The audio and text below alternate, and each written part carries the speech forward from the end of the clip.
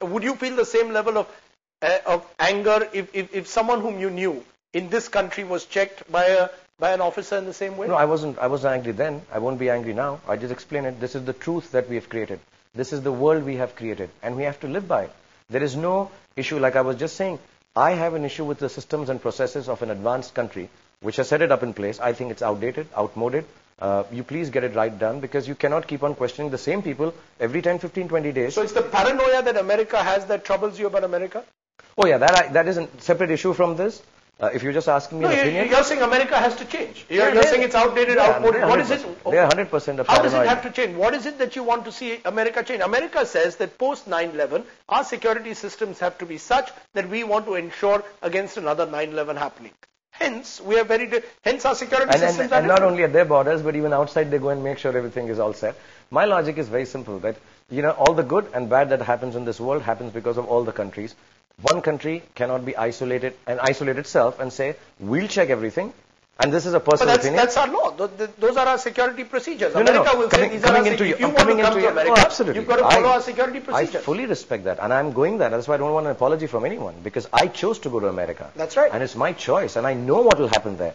I'm educated enough to understand that. But as just a general issue when I'm talking, I truly believe that America is rather isolated and believes that, they can take control of the world in terms of being the protectors. They're not. Because I'm very clear that, I'm talking about a larger issue, not about just the immigration, but I'm very clear that, and people say in India we don't have security checks, that's why the problems happen. But I'm very clear that nobody can tell me that, there is one nation which is going to control this. Look inside you, get your systems in place, and, make everybody feel happy. No, but those are their systems. Those are the American systems. The problem in India perhaps is our security systems are not tough enough. In fact, our security system, the criticism is that if it's a Shah Rukh Khan or if it's a big politician, you can just walk through Delhi or Mumbai airport and they won't check you because you're a VIP. There was a feeling perhaps that that there is a VIP culture in this country which must end. Everyone must stand in queues. Everyone must be frisked, whether you're in India or in America. Rajdeep, wherever I go, whether it's the Mumbai airport, which I go more often than the Delhi one, I always stand in queues. I make my children stand in queues. You don't believe in the VIP culture? I have never called a person and said, please get me inside faster to any place, including a nightclub. I go, I take my passport if I need to give my identification. I don't assume, even in India, that if they say, tell me that I give you identification, I'd say, don't you know who I am? I don't need to do that. I've never done that in my life. You've never said. Never. Did you ever say at that when you were being detained? Did you ever say to any of those officers, "Don't you know who I am"? No, see, if you have to say that, then you're not well known enough. I would never. I'd die before saying something like this. I'm very scared. Actually, I'm a little odd with people with different language and accents. So I kept quiet. I just stood there. And I've been subjected to the security like this once or twice before. I tried to joke with them.